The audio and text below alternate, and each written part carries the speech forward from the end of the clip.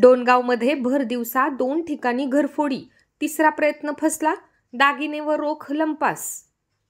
2 चोरटे सीसीटीव्हीमध्ये कैद, पोलिसांकडून शोध सुरू।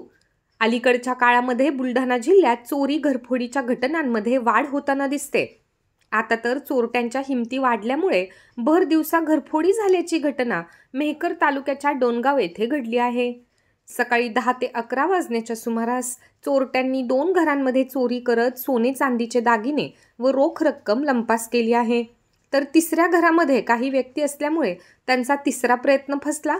एका ठिकाणी ही घटना सीसीटीव्हीमध्ये कैद झाली असून डोणगाव पोलीस ठाण्यात दिलेल्या तक्रारीवरून अज्ञात चोरट्यांविरोधात गुन्हा दाखल करून सीसीटीव्हीच्या आधारे पोलीस त्यांचा शोध घेत आहेत।